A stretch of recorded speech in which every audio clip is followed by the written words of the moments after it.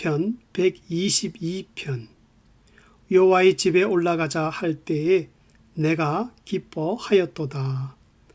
과거 20년 전부터 미국의 베이비 부모들이 교회로 많이 돌아오고 있다고 합니다. 이것은 팬데믹 전의 이야기입니다. 베이비 부모들이란 1950년대에 아이를 많이 낳았는데 이때 태어난 사람들을 말합니다. 썰물처럼 교회를 빠져나갔던 사람들이 다시 교회로 찾아오는 것은 베이비 부모들이 이제 부모가 되어서 보니까 파도처럼 밀려오는 악하고 저질스런 바람직하지 못한 문화로부터 가정과 자녀들을 보호할 수 있는 자신감을 잃어버렸기 때문이라고 합니다. 그래서 고백하기를 거대한 악과 대항하여 싸울 동지를 찾고 있는데 이 일을 감당하기에 적합한 곳이 바로 교회라고 여긴다는 것입니다. 그러므로 진리를 배워서 구원을 얻기보다는 학교에서 이미 사라진 교육, 바른 도덕과 바른 가치관, 무엇이 더 가치가 있는지를 배우기 위해서 교회를 찾아온다는 것입니다. 그래서 많은 미국의 교인들이 교회에 나오는 이유를 크게 세 가지로 간추려 본다면 첫째는 바른 도덕성을 갖기 위해서 morality, 둘째는 심적으로 치료받으며 평안하기 위해서 therapy, 셋째는 어려울 때 하나님의 도움을 받기 위해서 theism이라고 합니다. 그러나 구원받은 성도들이 교회를 찾아오는 이유는 분명히 다릅니다. 교회 올 때마다 성도들에게 변함없는 기쁨이 있다면 그것은 하나님의 집에 와서 믿음으로 드리는 그 예배의 기쁨과 그리고 하늘의 은혜를 맛보는 것입니다. 본 시편은 성도가 예루살렘을 방문하면서 예루살렘의 그 화려한 모습을 묘사하고 단순히 눈에 보이는 예루살렘이 아니라 영원한 도성 새 예루살렘까지 찬양하고 있습니다. 그래서 예배를 위해서 예루살렘을 찾아온 시편의 성도는 여호와의 집에 올라가자는 친구의 권유에 기쁨으로 대답하였습니다. 그래, 함께 가자. 그리고 그들의 발이 예루살렘 성문에 들어섰을 때에 성령으로 감동을 받은 그들은 하나님의 성전을 바라보기만 해도 앞으로 있을 영원한 도성을 보는 것 같이 마음에 즐거움이 넘쳐 흘렀다고 2절에서 말씀합니다.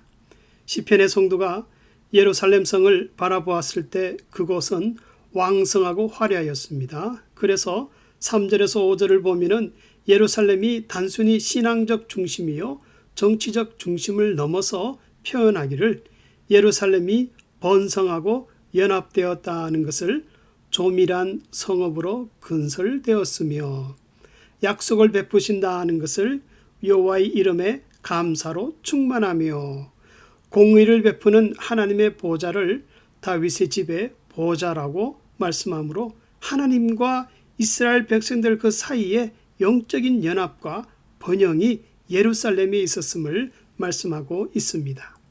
또한 예루살렘은 쉐키나의 영광, 하나님의 거룩이 임재하는 곳이었습니다. 그래서 순례자들이 절기 때마다 와서 그 영혼이 쉼을 얻고 예루살렘의 영감에 젖어 은혜와 평강을 누리곤 하였습니다. 이러한 사실을 6절에서부터 8절에는 예루살렘, 즉 샬롬, 평안이라고 말씀하고 있습니다.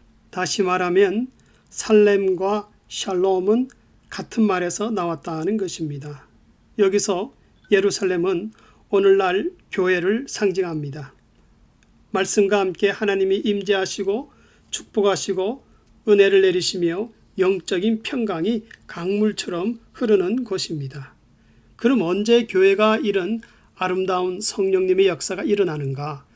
교회가 말씀을 바르게 선포하고 믿음으로 성장하게 될 때 이런 은혜가 생겨나고 또한 타락했던 교회가 회개하고 다시 회복될 때에도 이런 아름다운 기쁨의 역사가 동일하게 일어납니다. 오늘날 한국 교회뿐만 아니라 세계의 많은 교회가 영적 위기를 겪고 있습니다. 그만큼 교회가 세속화되고 타락하여 회개할 것이 많게 되었다는 것입니다. 그래서 물질적인 풍요와 권위가 남용되었던 과거 중세기 때에 있었던 교회 타락이 지금 21세기에 심각하게 나타나고 있는 것입니다. 교회가 타락하면은 영적으로 혼탁해져서 이단들이 많이 일어나게 됩니다. 마치 벼 사이사이에 끼어있는 가라지와 같이 생겨나서 교회를 위협하는 현상이 일어납니다. 이단들은 흔히 교회의 타락을 조롱하며 비난합니다.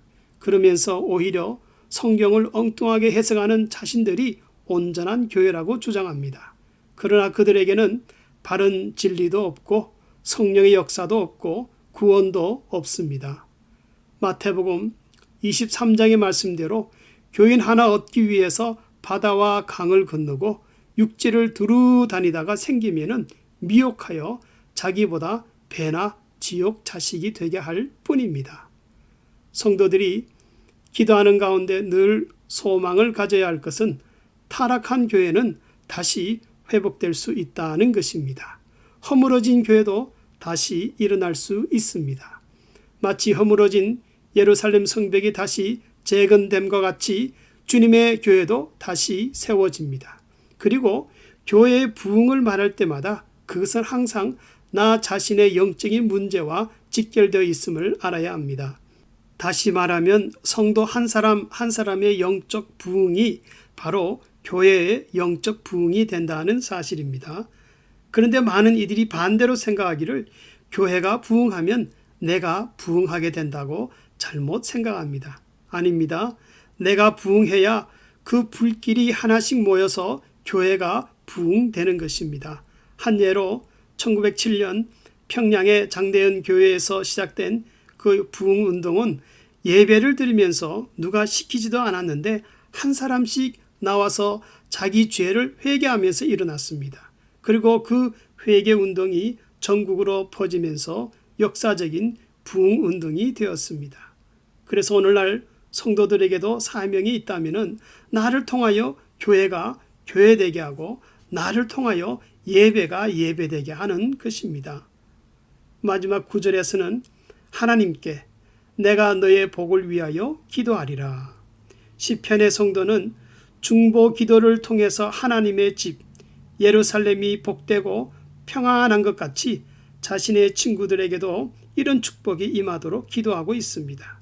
교회와 성도들에게 한평생 사역이 있다면 그것은 하나님과 사람 사이에 평강이 세워지고 사람과 사람 사이에 평강이 세워지도록 힘쓰는 것입니다. 성도님들은 주님이 거하시는 나를 통하여 남들이 은혜를 받고 있습니까? 여호와의 집에 올라가자 할 때에 내가 기뻐하였도다. 성령이 거하시는 성전된 우리 성도들이 왜 성령님이 내 안에 거하시는가 곰곰이 생각해 본다면 삶의 질이 달라질 것입니다. 나를 통하여 점점 하나님의 교회가 복스럽고 아름답게 될 수 있기를 주의 이름으로 축원합니다.